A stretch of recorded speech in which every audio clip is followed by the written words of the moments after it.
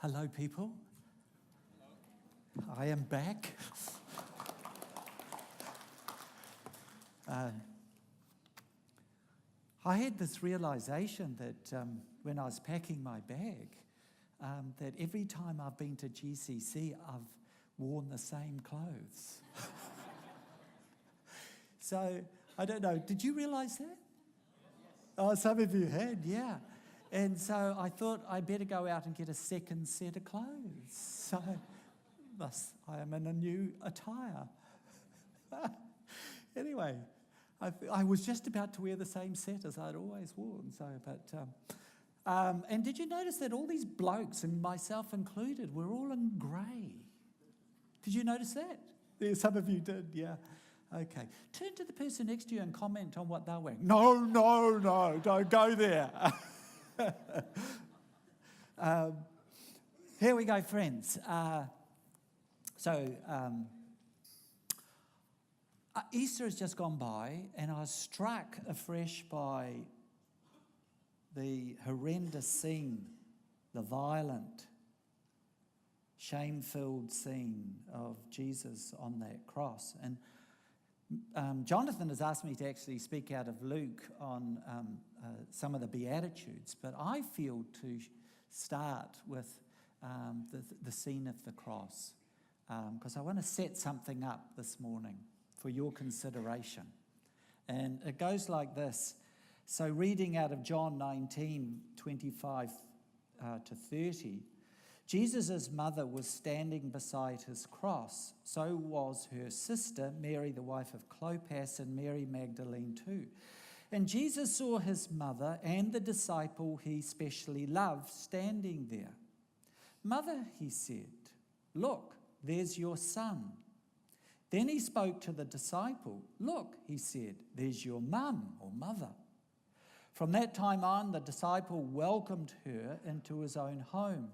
After this, Jesus knew that everything had at last been completed. "I'm thirsty," he said, fulfilling what the Bible had said. And there was a jar there full of sour wine. So they put a sponge filled with sour wine on a hyssop rod and lifted it to his mouth, and Jesus drank it. "It's all done," he said. Then he let his head drop and gave up his spirit. And then now coming to Luke 6, verses 20 through to about 23. I just want to pick up on Luke's Beatitudes, which are quite different from Matthew's, actually. And if you did Matthew's Beatitudes, you'd be going somewhere quite different from what is happening here in Luke. But verse 20, it says, "He lifted up his eyes and looked at his disciples and said, 'Blessings on the poor, God's kingdom belongs to you. Blessings on those who are hungry today, you'll have a feast. Blessing on those who weep today, you'll be laughing. And blessings on you when people hate you and shut you out, when they slander you and reject your name as if it was evil because of the Son of Man. Celebrate on that day, jump for joy. Don't you see in heaven there is a great reward for you?' That's what their ancestors did to the prophets." So, friends, just for the next 20 odd minutes or so, a few thoughts that I'd like to share with you. And I'm a little bit of a storyteller, so I like to start with a story, if you don't mind. Some of you may remember this, but in 1987, there was a terrible, awful plane crash. And it was out of Detroit. I think it was a Northwestern Flight 255. And there were 156 people on board. And as the plane lifted up, it just got into the very early stages of takeoff, and then the plane stalled, and it came plummeting to the ground. And as it came plummeting to the ground, the left wing was just sliced because it kind of crashed through a vertical pole. And then the plane kind of crashed into an Avis car centre place. And then this nightmarish, horrendous scenario came to an end when the plane finally rested on the road. Debris bodies everywhere, cars being flicked all over the place on this particular road that it finally got to. It was originally thought that all 156 people, did anyone hear of that crash? It was originally thought that all 156 people were killed. But as a fireman, John Theed, was, going through all the smoke and rubble, he heard a kind of like a baby-like, doll-like little person's voice emanating from all the debris. And so he walked to where the noise was, and he saw this little arm protruding out of the chair of the airplane, an airplane chair, and walked over, and there was this 4-year-old little girl encased but still alive. And when the air traffic, crash inspectors did their big, what they do after a crash, they kind of came to the conclusion that what must have happened for little Celia, because she was traveling with Mum Paula, Dad David, and Brother Michael, that they kind of concluded that what must have happened is that Mum, as the plane was, in turbulent free fall, what Mum must have done is unbuckled herself very quickly and then got down on her knees in front of Celia and kind of planted her body as a protective piece, and then put her arms around little Cecilia to hold her in this kind of encased position. Have you got that? And when I heard about this story, I thought, wow, that's what mums do, especially when it comes to dear loved ones that, they take the attention off themselves and they put it on to the other. And of course, that's what, in that nightmarish scene, that's what Paula Mum did to little Cecilia. Somehow she took the attention off herself and put it on her daughter. And that scene reminds me of the other hideous, nightmarish scene of the cross, where Jesus was in excruciating pain. I mean, to die on the cross, as you would have been reminded many times before, was one of the most cruelest ways. To die. Just hideous. Rats nibbling at your body and crows pecking. And I could go through the long list, half alive, half dead, on this bit of wood. People at eye level looking at you when you are completely naked. It's not only a thing of violence, it's a thing of shame. And there you have Jesus in his nightmarish situation. And he just talks to his mum. And then he talks to his friend. And he says to his mum, "This is your son."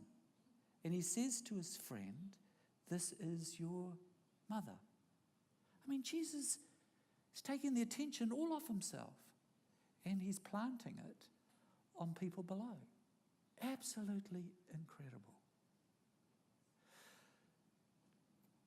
So, when I look at this, I do see Jesus so tender. I don't know if some of you have really experienced the tenderness of Jesus. I have, and still do. And, I just bathe in his tenderness. I really do know at a very deep level that when his eyes, they gaze upon me, his heart, it skips a beat. Such is his affection for me. I know that. And you can know that too. You not just know it, but actually experience that. I experience that daily. But there's something else in this passage that I felt to kind of explore. So to help me do it, I'd like to ask for that cell phone to be shut up, please. Yeah. For me to go to the next step, I'd like to ask for you to turn to the people around you and tell them the name of a mother, a father, a brother, a sister, a granddad, an uncle, a cousin, whoever that you have in your life. Could you do that? Turn around and have that conversation. Go to it.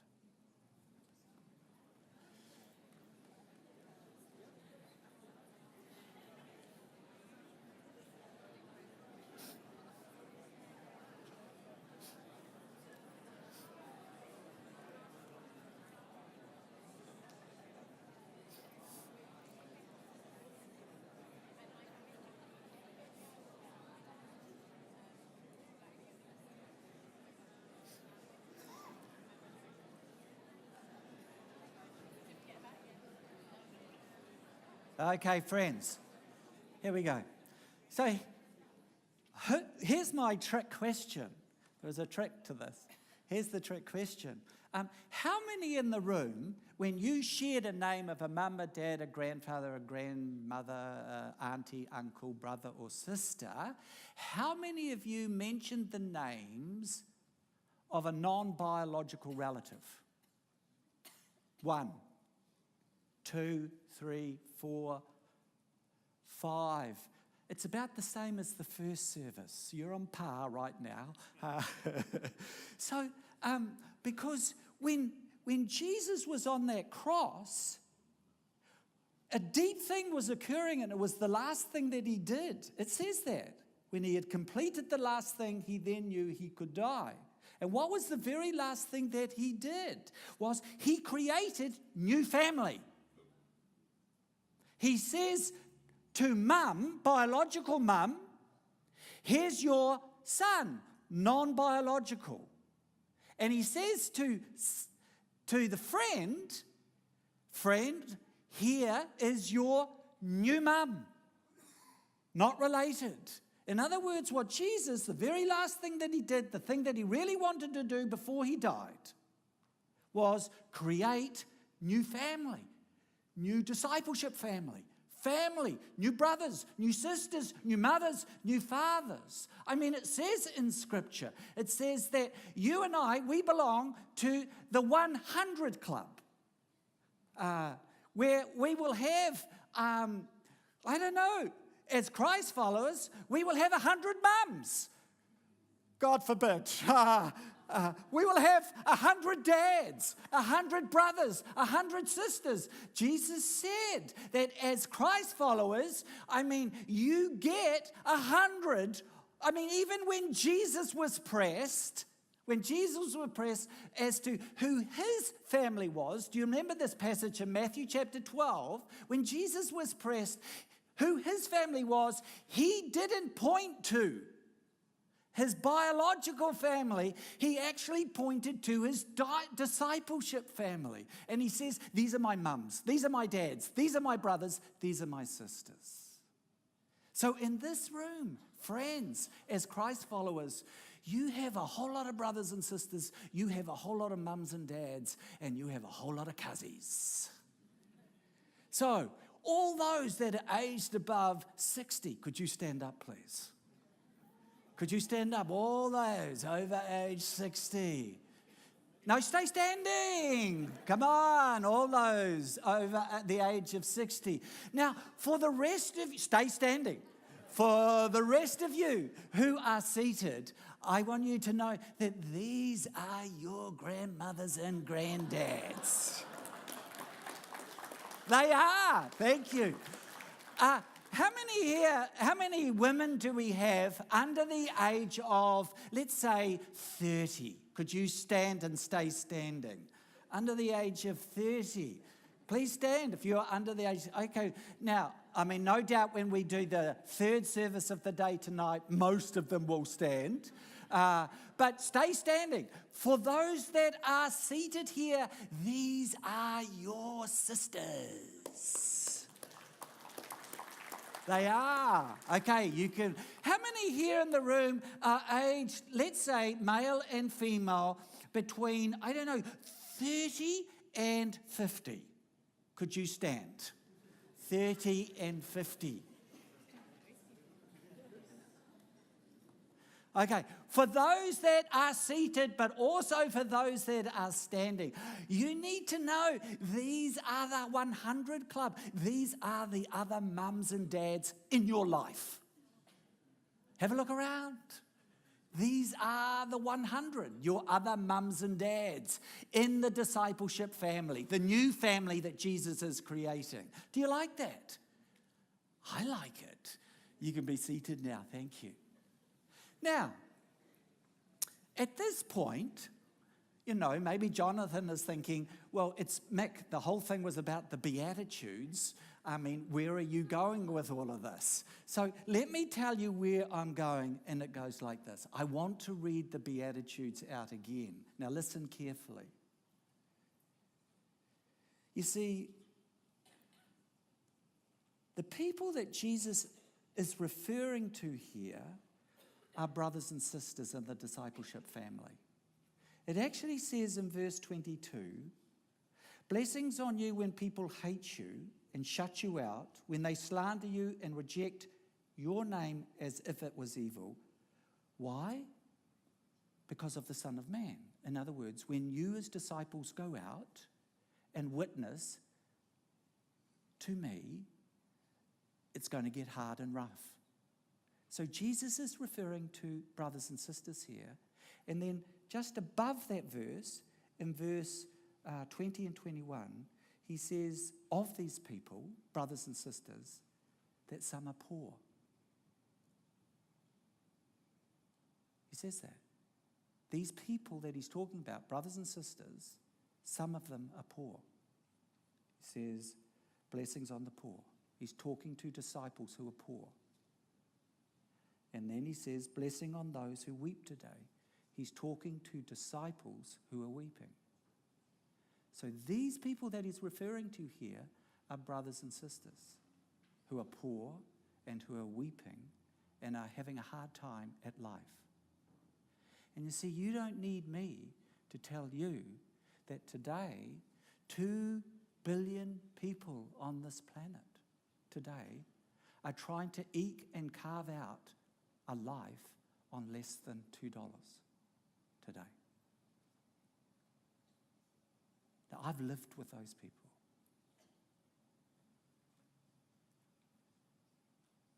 And it's bloody hard. And many of them are our brothers and sisters in the faith. Many of them are our brothers and sisters in the faith. You don't need me to tell you that here in your city of Auckland, there are families who do not possess a raincoat.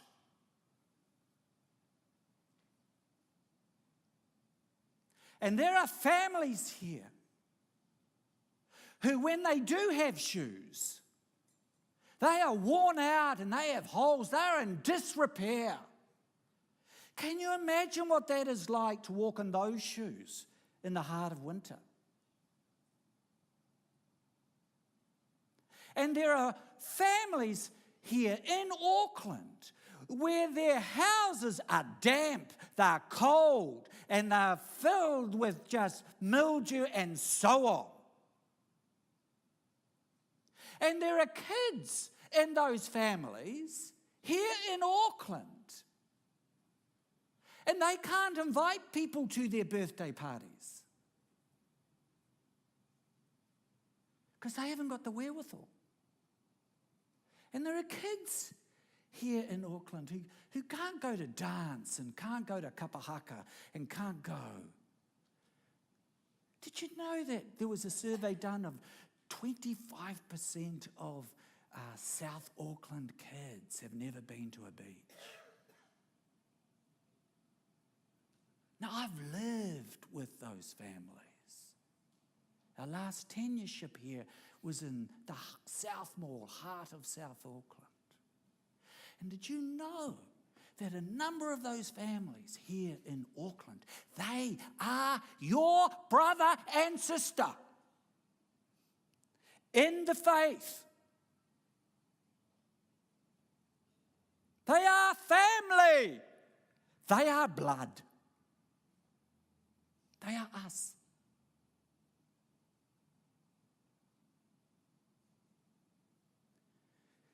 So what do we do? You know, what do you do with this? I mean, Jesus says it in the end of the Beatitudes there, each line, well, you know, blessed are you because one day you will, one day you will, one day you will, at the end of time you will. And so do we sort of say to our brothers and sisters who are doing life really miserably and hard, well, hey, you know, okay, you've got to do it hard right now, but one day at the end of time, hey, she'll be right. I mean, is that what we say? But no, you know this. Come on. I mean, the Lord's brother, James, He says that if you see another brother and sister in need, James 3:16, do you just say to them, go in peace? No, you don't do that. What do? You do something for them. So my question is, when was the last time you dear people at GCC, when was the last time you made a wow sacrifice for a brother and sister in the faith? Do you like this? Do you like it? I do. I was the recipient of a wow sacrifice. I've been a recipient of a wow sacrifice a number of times throughout my life. But there was one particular time when, as I say, Ruby and I were living amongst the extreme poor in the slums of Asia. And Ruby gave birth to our third born, and I've told GCC this story. And because we were living in a plywood shack with mud floor and all that kind of stuff, the viruses and the sicknesses were just everywhere. And Ruby picked up this virus in her pregnancy, and it invaded her placenta, and it severely compromised the little one within.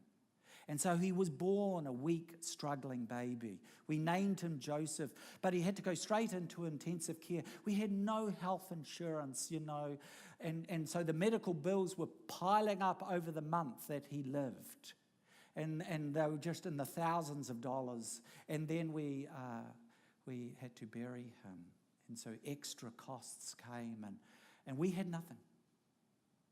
We had nothing. And then there was just, I don't know to this day who this person was, but someone here in New Zealand flicked up, $6,000. A brother and sister in the faith who helped this brother. You can't beat this. I was in Kaikoura just a month ago lecturing American university students, and I have these throwaway comments, I just sort of extemporaneously throw things out sometimes. And I just said to them, hey, listen to you people, if you want to live a good life, you have got to give until it hurts. This is in the heart of a lecture, And I said, you just got to give until it hurts. And of course, reflecting Jesus on the cross, the real giving is when you give and inwardly you go, oh, it hurts to give. But that's giving, that's real giving. And after I gave that lecture, one of the staffies down there, she said she'd like to come and talk to me, so she did, and she told me the story. I'll give it a cut-down version. She said that when she was in her late 20s, her parents helped her get into the housing market in Canada, and and then she sold that so that she and another friend could co-own a smaller place, but she sold that when the market was going through the ceiling, and she got a whole lot of extra coin in the bank.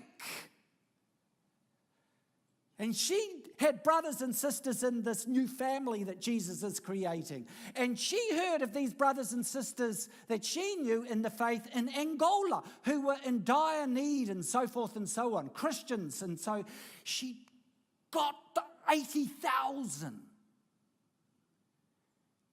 and gave it to them. I was just blown away by that story. That's huge. That's a wow sacrifice. I would hazard a guess that that's occurred here. I wish we could have a testimony time of people who have received, being the receivers at the end of a wow sacrifice. This loving of brother and sister. I was at I heard a good friend of mine was going to go and serve in Israel as a misho, he and his family. And so I said to this friend of mine, hey, let's go out for coffee just before you leave. And so we had coffee in Ponsonby, And then I said, oh, look, I'll pay for lunch, And so I was walking up to pay for the lunch. And I heard one of those whispers. I don't know if you've heard these inaudible whispers, that sometimes God gives you. And I heard this inaudible whisper, and the whisper said, give him $500. And I said, no. no. And then I got closer to the counter. Give him $500. I said, no. I'll give him $280.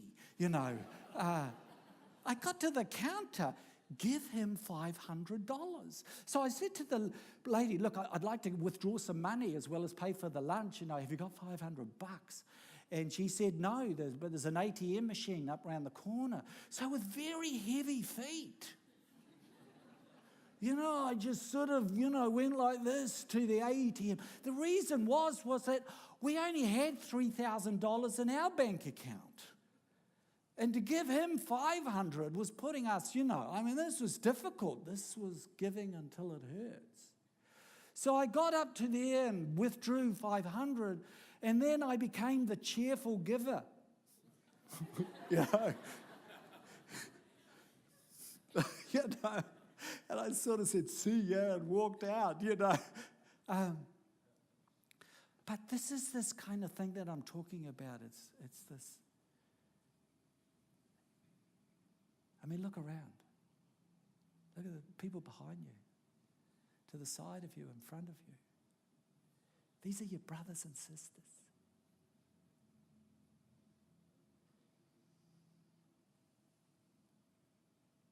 We've got to help each other out. Yes? Our brothers and sisters. I've got to finish, people. You have a biological family. Most of you here have a biological family. I want to say to you, love your biological family. Love your mum, love your dad, love your grandma, love your papa, love your brother, love your sister, love your cousin. The Bible says love your biological family. Yes, absolutely, absolutely, absolutely love your biological family. But possibly, maybe, there are some in this room, and I know they're scattered through the churches of New Zealand, that we have Christians who love their own biological family too much. Too much.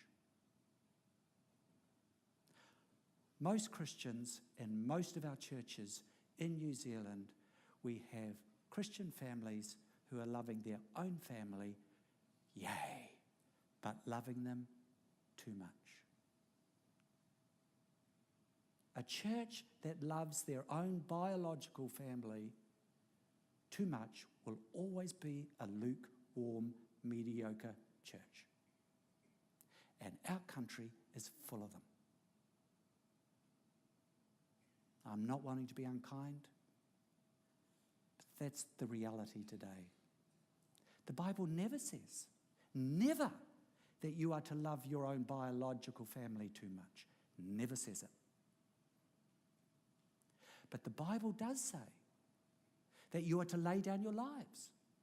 For who? 1 John 3:16. To lay down your lives for your family? No. To lay down your lives for the world? No.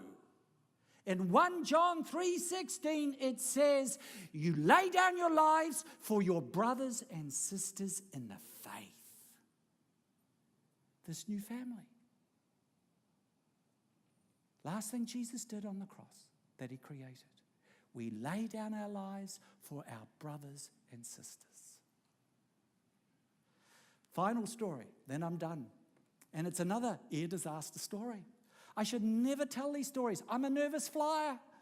So by telling these stories, it's just, But anyway, there was another plane that took off into the heavens. And it also stalled. This plane was flying from Moscow to Russia. And on that plane was a bloke, a Kiwi bloke, and in his 20s, he was a Salvation Army Corps member. But after a number of years, he walked away from his faith. And he became this incredibly successful business person.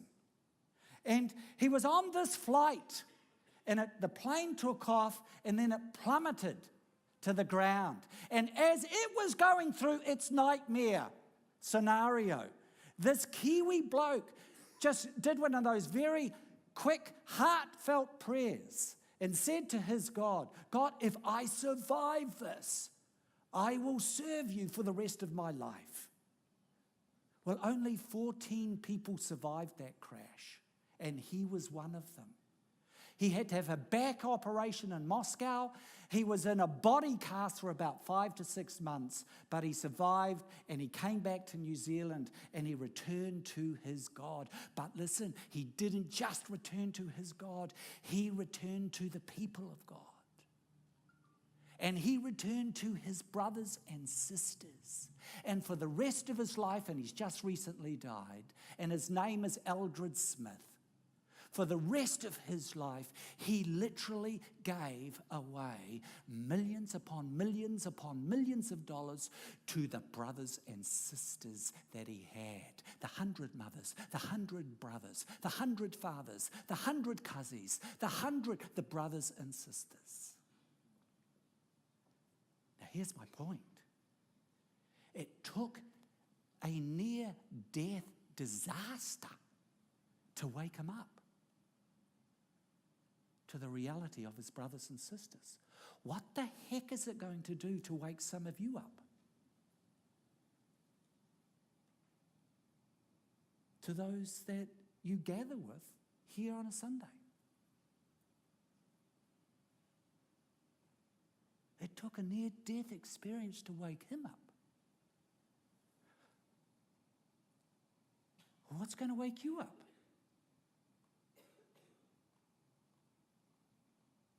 I mean, just imagine, people, if GCC became, I don't know, brother and sister space.